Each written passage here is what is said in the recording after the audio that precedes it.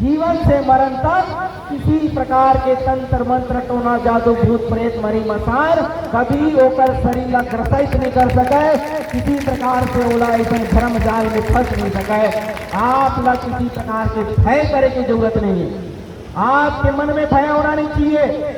आप ऐसे जो रूढ़ीवादी और ये आडंबर की जो बातें हैं निकाल फेंकना चाहिए और अपन संस्कृति कंठी माला धारण करके आप मन चलो।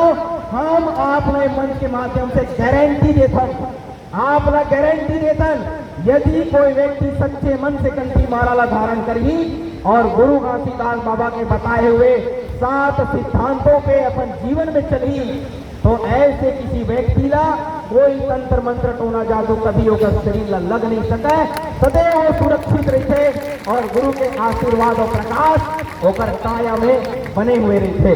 तो माता जन आप मन अपन छोटे छोटे बच्चा मल्ला जो काला टीका लगाता हो, चंदन मस्तक में काला टीका लगाए जाते और वो नाना प्रकार के काला चूड़ी और नाना प्रकार के धागा पहनाए जाते कि ये भय में कि वो बच्चा ला नजर लग जाए। मानी संत समाज हर वो माता पिता से मैं पूछना चाहता हूँ, आप ना एक सुंदर बालक या बालिका के रूप में सतनाम पिता के द्वारा आशीर्वाद से संतान प्राप्त हुए हैं। अब वो चेहरा पूरा सुंदर है, गोरा और नारा है, बड़ा प्रकाशित है और चमकदार है, होकर चेहरा में किसी प्रकार का दाग नहीं है। लेकिन आप मना जो डर और भय के नाम पे होकर मस्तक में या कान में या पूरे शरीर में नाना प्रकार के काला धब्बा आप मन लगाता हो, तो ये कौन सी उचित बात है? यदि वो परम पिता पहली से लगा करके वो काला धब्बा लगा के दे देती तो तय वही परम पिता ला आलोचना करते कि हे बाबा इसे संतान का बढ़ते हैं जिगर मस्तक में काला टीका पहले से लगे हुए, सुंदर बालक रहती, सुंदर चेहरा रहती तो कितना अच्छा होती। लेकिन हम अच्छे सुंदर बालक या बालिका मिले तेरा बिना मतलब के काला टीका लगा करके बोला मैं खुद बोला जो है कलंकित करा दो, मैं दाग लगावा था। तो ऐसे दाग लगाने की जरूरत नहीं है, वो प्रकृति सतनाम पिता आपका ऐसे सुंदर संतान के रूप में जन्म दिए हैं, वहाँ कोई प्रकार के काला टीका लगाने की जरूरत नहीं है। और लगाना ही है तो श्वेत चंदन लगाओ ताकि उसका मन मस्तिष्क शांत रहे और सदा जैसे वो पत्तन छाया सादा है पवित्र है वैसे चंदन की तरह होकर मन आत्मा भी पवित्र बन सके। ऐसे वो बच्चा का चंदन तिलक लगा करके ऊपर सम्मान करना चाहिए, ऐसे काला टीका लगाने की कोई जरूरत नहीं है। तो इस प्रकार से कंठी माला संत समाज में धारण कराए जाते ताकि आध्यात्मिक रूप से आपको प्रकाश मिली, आशीर्वाद मिली, कोई प्रकार के भ्रम जाल से आप मन मुक्त रह सकता हो, कोई भी काया काल आप ग्रसित नहीं कर सका है। इसी प्रकार से जनेऊ धारण कराए जाते जिला सततागी कहे जाते। सतनामी समाज के जनेऊ या सततागी कैसे होते होकर निर्माण कैसे करे जाते होगा अर्थ का होते या समझो। काबर की दीक्षा प्राप्त करने से तो सतनामी समाज के जनेऊ 7 ताग से बनते, जेमा 7 ताग होते और 9 ठो गठान होते। 7 तागों से ओला लपेटे जाते जनेऊ। तो इस प्रकार से ये हमारे जनेऊ, ये पूरा जनेऊ संतों के द्वारा कई कड़ियार संतों जिला गुरु के आशीर्वाद मिले हुए वो नाम पान सुमर करके कंठी माला के निर्माण करेंगे और जनेऊ के निर्माण करेंगे जिसमें गुरु के आशीर्वाद अमृत आशीर्वाद देकर के आप धारा कराए जाएंगे। तो ये जो जनेऊ है इनमें 7 ताग होते, 7 ताग। 7 तागों के मतलब होते सततागी मतलब 7 सिद्धांत।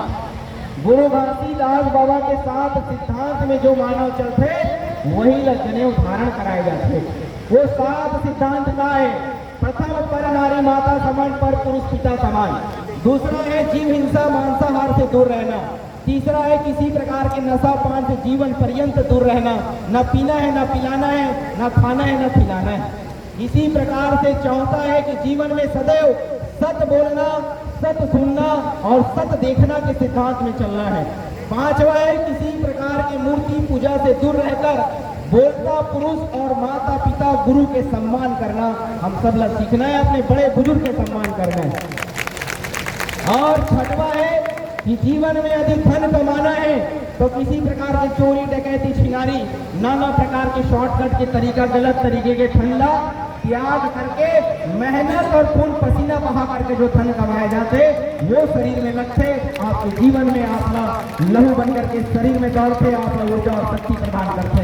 तो इस प्रकार से और 7वां वचन वो होते कि जे कुल जे परिवार जे धर्म में आप जन्मे हो, सतनाम धर्म में केला धारण करके जीवन पर्यंत मार्ग में चलना है।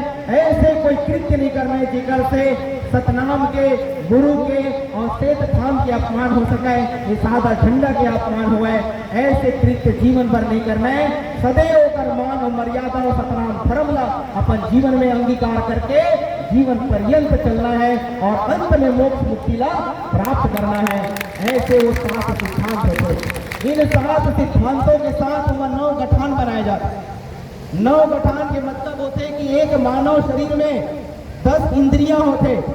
10 इंद्रियों में से 9 इंद्री जो है 9 दरवाजे खुले हुए हैं और 10वां इंद्री 10वां दरवाजा बंद रखे। और वो 9 इंद्री कौन है? 2 कान, 2 आंख, 2 नाक की नली, 1 मुंह जो होते 7 और 2 गुप्त इंद्री। इस प्रकार से होते 9 इंद्रियां। ये 9 इंद्री जो 9 दरवाजे खुले हुए हैं। तो 9 गठान के मतलब ये होते कि वही मानव ला सतनाम के ज्ञान के प्राप्ति होते, वही मानव ला सतनाम के आत्म साक्षात्कार होते और वही मानव ला मोक्ष मुक्ति के प्राप्ति होते।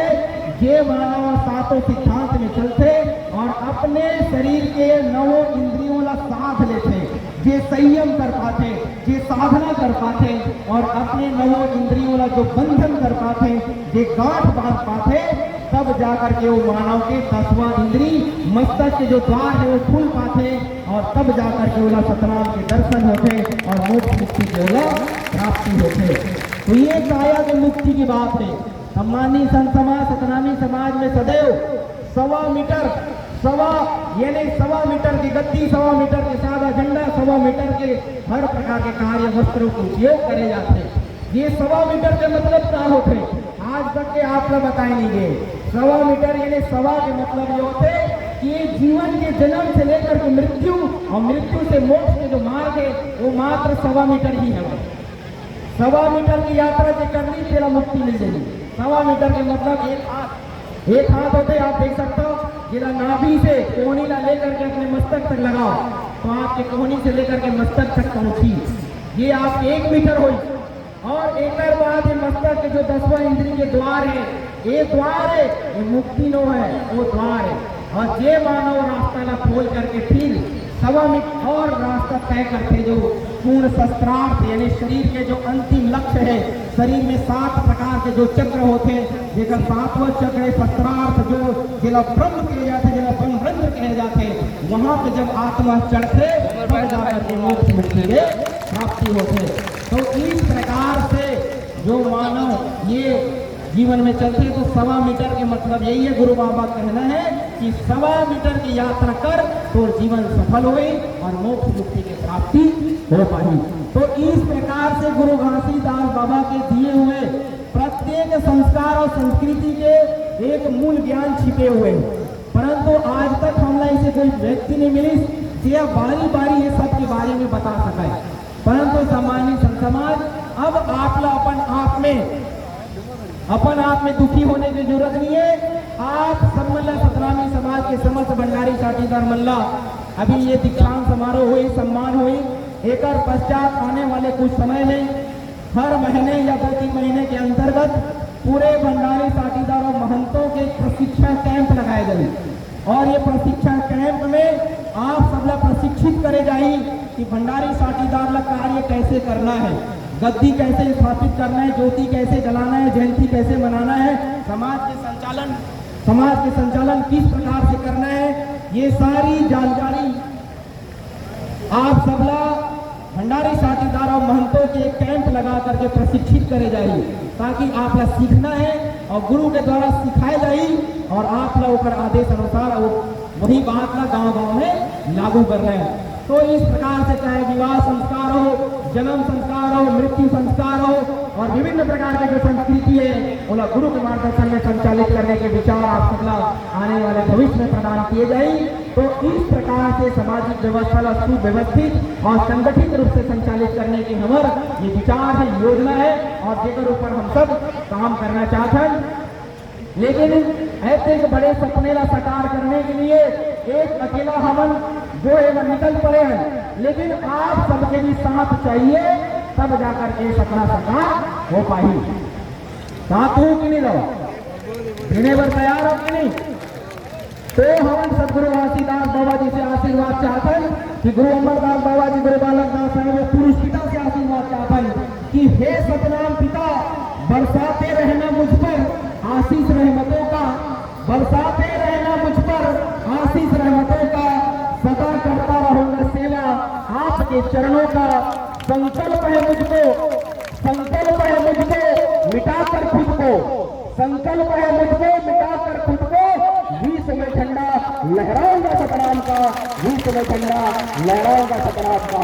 तो ऐसे जो है विचार लेकर के आगे बढ़ना है हम सबला। तो आओ ये सम्मान के साथ आप सबला सतनाम की दीक्षा प्रदान किए जाए।